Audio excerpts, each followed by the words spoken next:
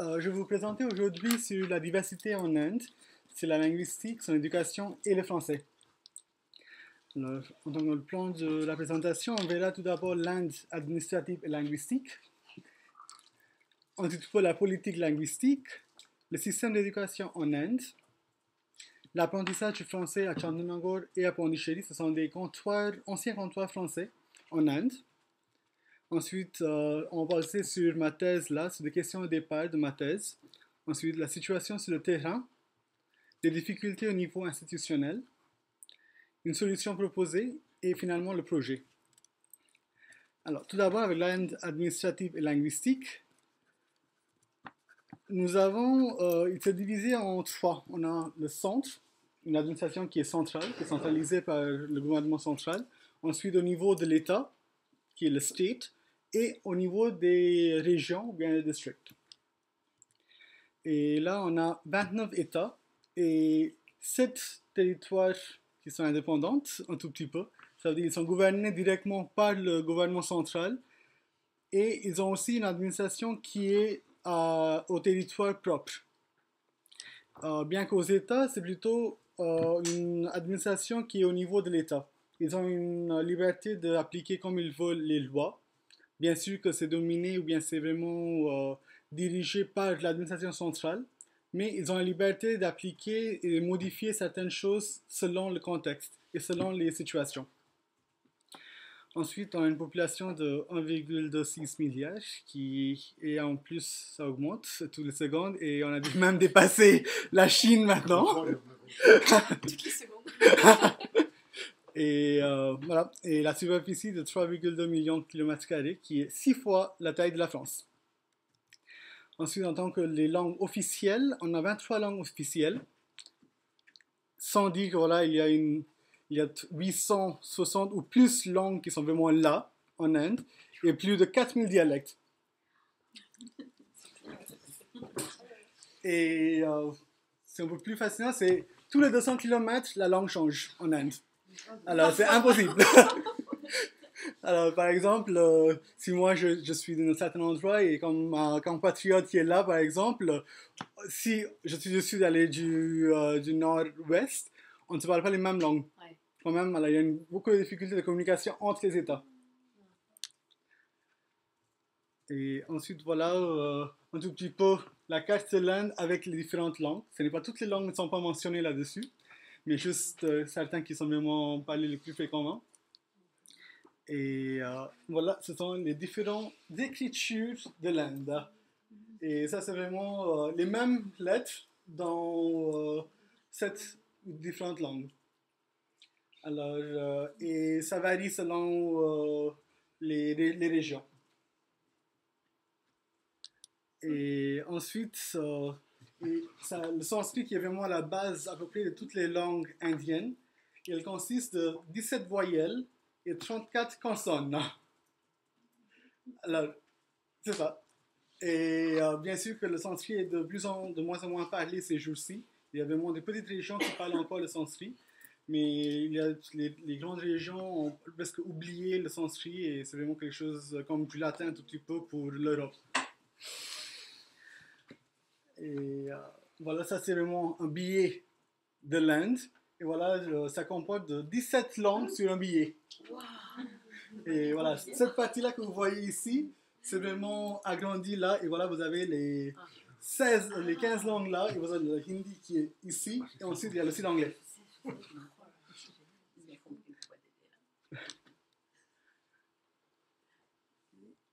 Ensuite, on passe avec la politique linguistique. Alors, les États de l'Inde sont divisés selon la langue.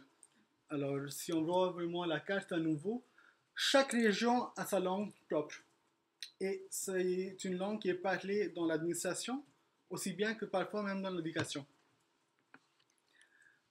Ensuite, c'est seulement en 1963, on a eu l'indépendance en 1947, mais seulement en 1963 qu'on a vraiment une langue officielle qui est le hindi.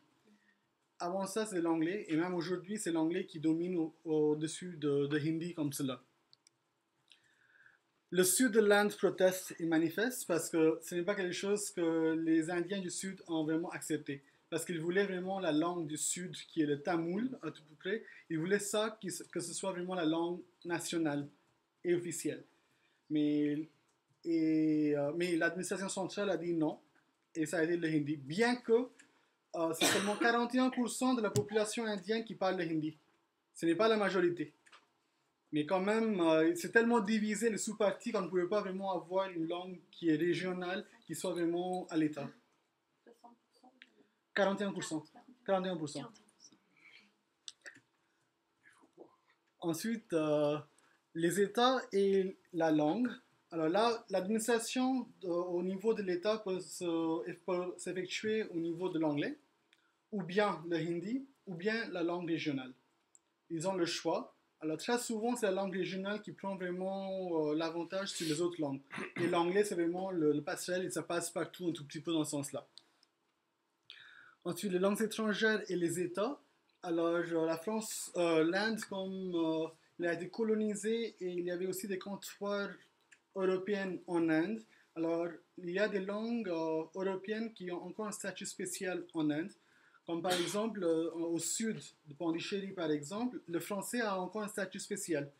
L'administration peut encore utiliser le français en tant que langue juridique et aussi bien qu'administratif. Et la loi française s'applique même aujourd'hui à certains niveaux à Pondichéry. Surtout tout ce qui est au niveau de la propriété, ça s'applique encore. Par contre, si on va à Goa, qui est sur la côte ouest, ça, c'était une colonie portugaise et le portugais a encore une dominance et un statut dans l'État, encore.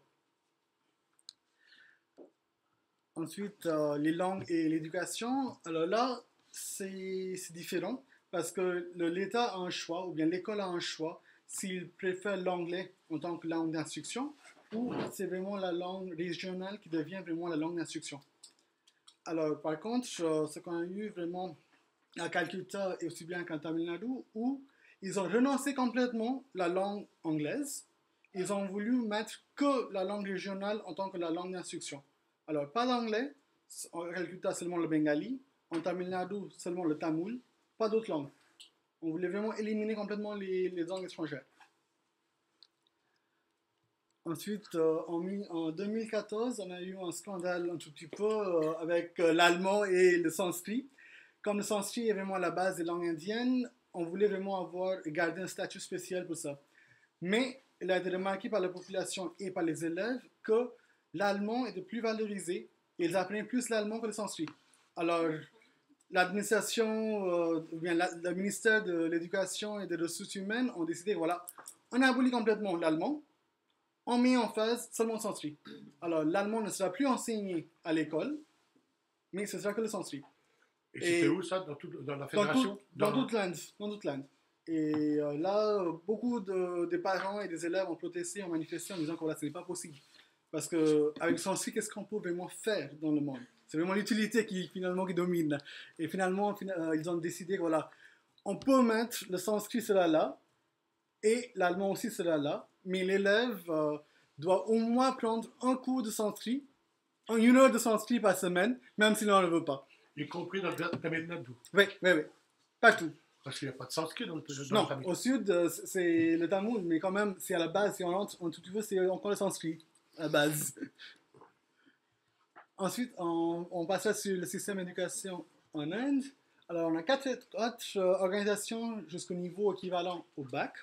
On a le CBSE, c'est vraiment le système central, c'est dirigé par le gouvernement central et qui fait tous les manuels et tout, et qui les distribue en toute l'Inde. Ensuite, on a le State Board of Secondary Education, qui est vraiment un nouveau encore qui est au niveau de l'État, et ils sont à nouveau indépendants. Ils sont un tout petit peu influencés par le centre, mais quand même, ils ont le cursus qui est bien,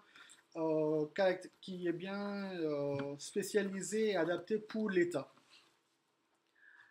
Et là, le State Board, on a 27 États, alors 29 États, alors il y a 29 États, il y a 29 corps de l'éducation qui dirigent dans chaque État. Ensuite, on a le ICSC, c'est Indian Certificate of Secondary Education. C'est un système qui est privé, et qui a un statut au niveau international et qui est reconnu internationalement. Et on a finalement le International Baccalaureate qui est quelque chose qui vient de se mettre à jour maintenant. Et c'est un système qui est reconnu internationalement et ça suit un cursus qui est au niveau international. Et au niveau de l'enseignement supérieur, c'est comme en Inde, comme en France par exemple, les autres écoles qui ont la licence et le master et parfois même le doctorat. Et les universités qui sont comprises de licence, maîtrise, de master et de doctorat. Alors là, j'ai fait une toute petite comparaison de la France et en Inde. C'est à peu près le même système, à peu près, sauf que les intitulations, bien, les titres qui se donnent, c'est bien différent.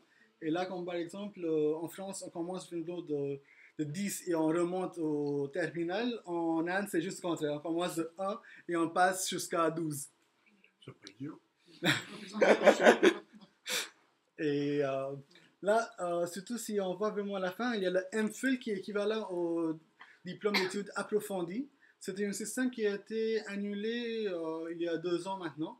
Ils ne veulent plus garder le MPhil, ils veulent passer vraiment avec le système LMD.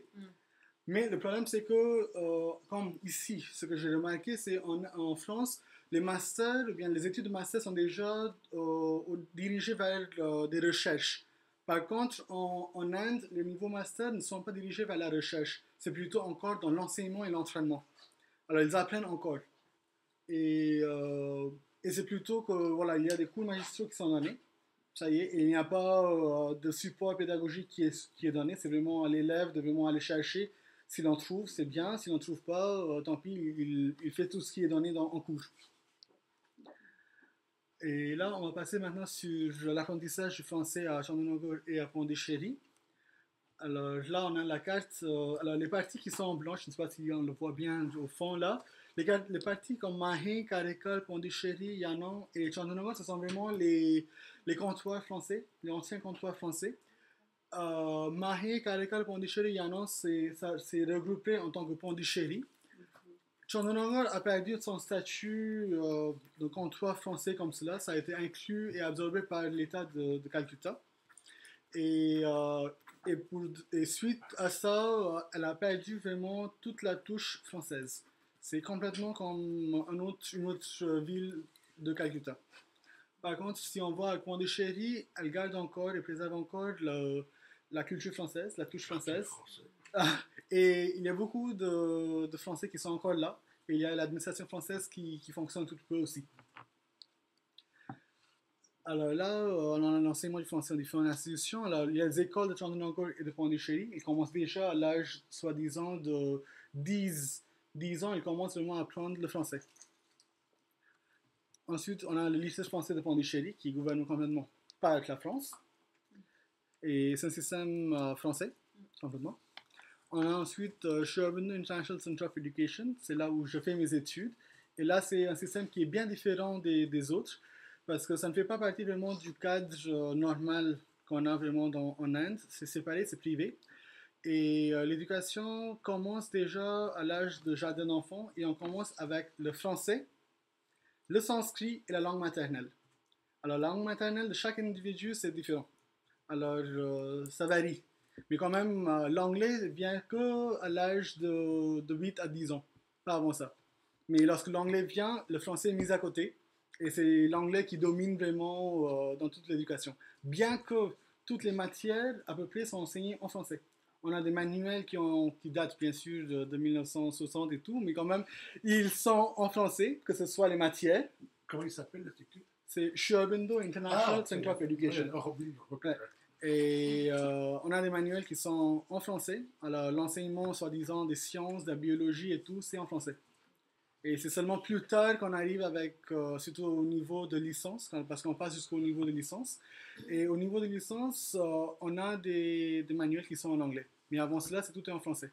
Et le français est à peu près obligatoire jusqu'au niveau licence. Et tu peux juste dire 2 mots sur comment se répartissent les enseignements en sanskrit et dans la langue régionale? Par exemple, pour l'institut ou bien... Oui, pour cet institut-là. Par exemple, on commence directement avec... on prend ça avec des phrases, directement. Mais en quoi? Euh, Dans quelle langue? C'est vraiment dans la langue d'instruction. Ça veut dire, c'est le sanskrit est enseigné en sanskrit. On ne parle pas Ah, autre que ok. le sanskrit. Le français, pareil, c'est avec des gestes ou bien avec des images qu'on passe avec le français. Et on ne passe pas. On n'utilise vraiment pas une autre langue. C'est sauf dans des cas extrêmes où l'élève est incapable de comprendre ce qu'on dit vraiment dans la langue, l'anglais ou bien le français ou bien le sanskrit. C'est là où on passe vraiment avec sa langue maternelle pour l'expliquer. Non, c'est complètement dans la langue qui est enseignée. Et là, on a l'Alliance française de Pondichéry qui est là. L'Institut français de Chandernagor, c'est bien sûr, il y a aussi l'Institut français de Pondichéry, mais elle ne donne pas des cours, elle est plus dans la recherche, bien que l'Institut français de Chandernagor, elle donne encore des cours de langue et de français. Ensuite, il y a le Chandernagor College, l'Université de Calcutta et l'Université de Pondichéry. Alors, ce sont vraiment les instituts qui enseignent le français. Mais, Dans cette partie du monde. oui, bien sûr, parce que le reste aussi, on enseigne le français, mais ça commence vraiment au niveau, soi-disant, en seconde ou bien en terminale. Ça commence. Pardon? Ça dépend où. Oui. C'est grand, là. Ouais. Ensuite, sur ma thèse, ouais. Il y a quand même dans les universités, il y a des départements français. Oui. Et ensuite, je passe surtout sur ma thèse un tout petit peu. Alors, on a eu des questions au départ. Pourquoi, après avoir réussi un master en français, les apprenants ne peuvent pas encore parler couramment et ou trouvent beaucoup de difficultés à l'expression orale? Ça, c'est une des grosses difficultés que les apprenants en Inde font face. Ensuite, pourquoi est-ce que les apprenants qui parlent en français parlent très souvent un français qui est anglicisé? C'est vraiment une traduction littérale qu'ils font, très souvent. Ils maîtrisent un petit peu l'anglais, mais ils passent directement en français avec une traduction mot à mot. Ensuite, l'enseignement, grosso modo, au niveau de licence et de master, c'est basé sur la littérature française. Mais où est la pragmatique? Où est-ce qu'on enseigne vraiment la pragmatique? On passe directement à la littérature, mais on ne sait pas à propos de la France. Ensuite, j'ai mené certains sondages auprès des apprenants. Et alors là, quelles sont vos ressources? On a demandé aux apprenants quelles sont les ressources de contact avec la France et le français. Et on a trouvé que 56, plus que la moitié des apprenants, c'est seulement en classe. Alors, les apprenants, on peut préciser? Ce sont les apprenants ça veut dire au niveau de licence et Oui, ça, Pondichéry? À peu près à Pondichéry et à Chennai, aussi bien qu'à Chandernagor. Alors j'ai pris vraiment le cadre de contrôle français, parce que là, c'était trop difficile de vraiment gérer toute la chose entière. Oui, parce que c'est complètement différent. Oui. Ensuite, il y a 18% qui est dans la revue française et 12% qui ont accès avec Internet et des médias audiovisuels. Là. Alors, combien de temps est-ce qu'ils passent vraiment à lire en français? Et là, c'est 42% qu'ils passent entre 0 à 2 heures dans la semaine qu'ils passent à la lecture française. Ensuite, combien de temps est-ce qu'ils passent à vraiment écouter le français? Et c'est 72% qui passent vraiment avec 0 à 2 heures de l'écoute, pas plus, dans la semaine. Et ensuite, on a demandé vraiment de s'auto-évaluer aussi bien qu'on a vérifié avec les enseignants quelles sont les difficultés que les apprenants font face dans l'apprentissage. Alors, on a posé sur les 5 compétences, l'apprentissage, la compréhension orale et écrite, l'expression orale et écrite, la compréhension des aspects culturels. Et là, ce qu'on a trouvé, c'est la plus facile, c'est vraiment la compréhension écrite, parce que là, c'est vraiment, il y a un texte qui est donné, il y a un questionnaire, ils passent vraiment de la question, ils recherchent les mots qui sont dans le texte, et ils répondent exactement en recopiant ce qui est là dans le texte. Ensuite, on est passé avec ce qui est la moyenne, c'est vraiment l'écrit, la compréhension orale, bien que l'écrit, ça ne va pas tellement insister tellement dans les écoles, parce que dans une classe, on attend vraiment à peu près une 50aine d'élèves avec un prof. Alors, si vraiment le prof doit corriger 50 copies qui sont bien différentes, c'est pas facile. Ensuite, les plus difficiles, c'était vraiment l'expression orale et la compréhension des aspects culturels. Alors là, parce que l'expression orale, c'est presque pas là, parce qu'on n'interagit pas vraiment avec les autres, parce que c'est vraiment un pays qui est anglophone un tout petit peu, alors il n'y a pas vraiment un statut spécial pour le français. Les élèves entre eux, lorsqu'ils se parlent en classe, c'est plutôt dans la langue régionale, ou s'ils sont de différents pays, différentes régions, ils parlent avec l'anglais. Mais le français, non, bien qu'ils soient des étudiants de français. Ensuite, on a aussi on a vu un tout peu, c'est qui sont les utilisateurs des smartphones dans la population indienne. Et on a remarqué que 18, entre l'âge de 18 et 24 ans, c'est la majorité des gens qui utilisent les smartphones aujourd'hui en Inde. Alors, c'est un statut spécial dans ma thèse parce que je vais plus tard passer sur pourquoi c'est intéressant de voir cela parce que les ressources que les apprenants ont pour l'apprentissage du français, c'est vraiment limité. Et surtout tout ce qui est là, même sur l'Internet, c'est un peu censuré parce qu'on n'a pas les mêmes contenus que ce qu'on reçoit en France et ce qu'on a vraiment en Inde. C'est censuré et il y a des limites. Alors, j'ai mené certaines expériences en classe et là pour voir vraiment quels sont les intérêts qui tiennent l'apprenant. Parce que très souvent, dans l'enseignement, on passe plutôt avec la grammaire de la langue française et à un moment, ça les ennuie et ils ne veulent plus apprendre la langue parce que c'est seulement la grammaire. Ils sont en train de répéter les mêmes choses, soi-disant, pour 3 années à peu près. Et là, on a passé avec la lecture des BD, des chansons françaises, des films, des jeux, des éléments culturels. Ça les intéresse beaucoup parce que ça fascine. C'est vraiment la reconnaissance, c'est vraiment une découverte de notre pays. Alors c'est ce qui les intéresse aussi. Les implicites et les pragmatiques, tout ce qui est en tant que gesticulation, les expressions idiomatiques, c'est bien différent de voir. Et on a aussi joué sur la base clappy en leur montrant, voilà, vous jouez en classe, un qui est le vendeur et l'autre qui est l'acheteur ou bien le client. Et voilà, comment est-ce que vous interagissez entre vous et comment est-ce que vous proposez. C'est vraiment l'utilisation de la langue française en application. Tu peux dire juste 2 mots sur la base clappy? La base clappy, c'est vraiment un corpus qui a été créé à ICAR et ce sont des enregistrements dans la vie quotidienne. Et parfois c'est vidéo, parfois c'est audio-vidéo, ou bien c'est seulement audio. Et il y a une transcription qui est là, qui est faite, et on joue surtout sur tout ce qui est interaction, comment est-ce qu'ils agissent, quels sont les gestes qu'ils font, comment est-ce qu'ils travaillent vraiment, ou bien soi-disant, qu'est-ce qu'ils font lorsqu'ils heurtent quelqu'un, ou bien lorsqu'ils croisent quelqu'un. Quelle est vraiment l'interaction qu'ils jouent là-dessus. Alors ça, c'est quelque chose qui est pertinent vraiment à la langue française, ou bien dans n'importe quelle langue. Comment est-ce qu'on agit selon ce pays, ou bien selon les cultures, et selon les manières de cette langue-là. Alors, c'est ce qu'on a utilisé. Alors, on a vraiment joué avec les élèves. Voilà. Vous mettez en scène une petite scénette. Voilà, vous jouez. Et ensuite, on voit exactement comment ça se fait à la française. Ensuite, on a vu les difficultés au niveau institutionnel. Alors, très souvent, ce sont les problèmes de fonds financiers. Parce que les institutions n'ont pas beaucoup de fonds pour le français comme cela. Alors, on ne peut pas vraiment avoir des vidéoprojecteurs, par exemple, c'est quelque chose, un luxe déjà en Inde. C'est impossible d'avoir. Et l'Internet, au niveau personnel, oui, c'est valable, mais au niveau institutionnel, c'est vraiment difficile de l'avoir. C'est très lent. C'est lent. Mais ça commence pas d'électricité. Ouais, mais ça commence à changer un tout petit peu. Ensuite, l'infrastructure et le maintien. Très souvent, il n'y a pas de gens qui peuvent maintenir et entretenir les systèmes qui sont déjà là. Et ou bien ce sont des choses qui n'ont pas mis à date. Alors ça date de 30 ans, de 40 ans qui sont déjà démodées. Ils utilisent encore, mais très mal. Ensuite, le nombre des apprenants dans une classe. Alors on attend vraiment un prof avec 30 à 50 élèves. Et pour l'apprentissage d'une langue qui est bien étrangère, c'est vraiment impossible de vraiment passer. C'est une classe quoi, primaire, secondaire, supérieure? Ça c'est au niveau secondaire et licence. Ensuite, le renouvellement du système, on n'a pas cela. C'est plutôt ce qui a été fondé vraiment il y a déjà 30 à 40 ans, ça continue encore aujourd'hui. On n'a pas les manuels qui ont changé. Et les manuels qui sont là, qui sont créés aujourd'hui, ce sont vraiment des copies à la française qui sont vraiment mises et ne sont pas vraiment adaptées à la situation indienne comme cela. Juste une chose là-dessus.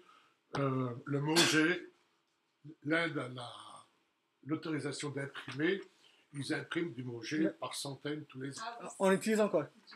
On utilise encore. C'est avec ce livre qui est de 1970. Non, c'est même avant. 48. C'est 40. Ah non, mais nous, les imprimantes, on a Ah oui, oui, non, mais. C'est la même chose. On utilise C'est la toujours. même culture. Mais on l'utilise toujours aujourd'hui en Inde. On l'utilise toujours. Et ça vaut 100 roupies. Hein. Sans- Ouais, 120 roupies. Ouais. C'est un prix exceptionnel. C'est à peu près 1,5 euros, si on convertit vraiment. Ensuite, les facilités d'accès aux ressources françaises, ça c'est un gros problème. Même si les enseignants ont accès à cela, ils ne peuvent pas le diffuser en classe parce qu'on n'a pas les moyens de le projeter en classe. Ensuite, on a passé vraiment sur les besoins d'un apprenant. C'est d'avoir un accès aux ressources françaises contemporaines sans restriction d'Internet géopolitique, parce que très souvent, les sites, par exemple, si on veut utiliser France 2 ou bien arte.fr pour la diffusion, c'est impossible. On ne peut pas avoir accès. Les vidéos sont interdites. On a seulement le texte qui sont écrits qui est accessible, mais tout ce qui est en tant qu'audiovisuel, c'est interdit complètement. Alors là, c'est réalisable, mais au niveau politique international. Là. Ensuite, on peut améliorer l'infrastructure des écoles, mais ça, c'est au niveau de l'institution.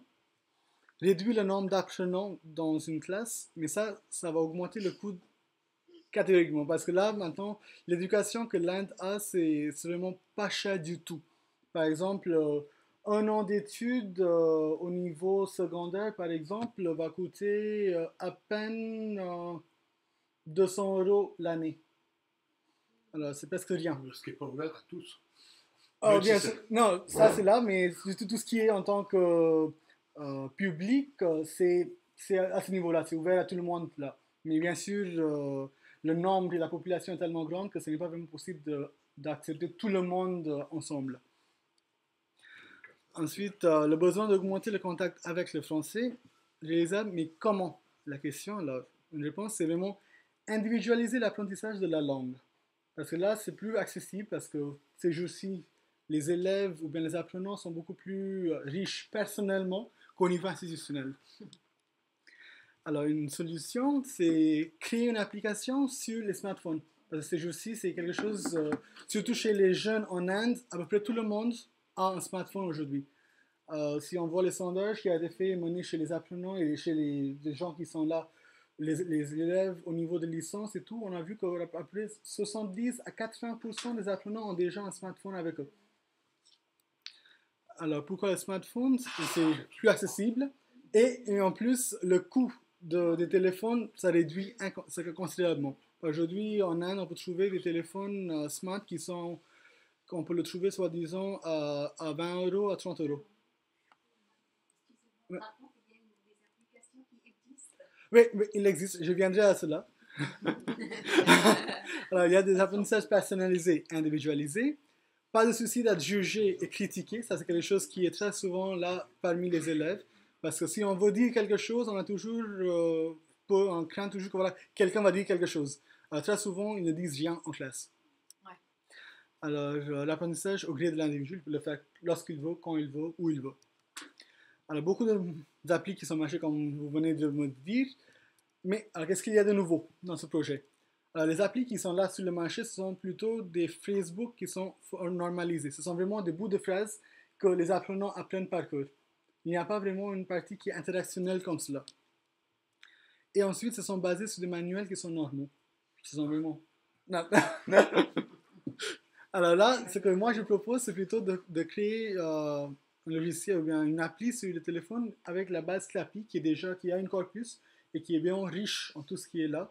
Et ça peut être exploité pour l'enseignement de français en Inde. C'est plus conversationnel et pragmatique parce qu'on voit vraiment des choses qui ont lieu en France comme cela. Plus contemporain, actuel, parce que tout ce qu'on lit et on a vraiment en Inde, ce sont vraiment des formules qui sont vraiment classiques dans ce sens. Et une pédagogie actionnelle, parce que là, ce que je propose, c'est vraiment avoir une interaction entre l'application et la personne qui va l'utiliser. Mais le développer pour quel système d'exploration mobile là, c'est vraiment un gros problème. Mais là, avec les sondages, on a vu que voilà, c'est plutôt le Android qui prend vraiment le marché. Et à peu près plus de 50% des applications ou bien des téléphones sont sur Android. Alors, ce serait vraiment, le choix, ce sera Android comme cela. Et voilà. Merci. Merci beaucoup.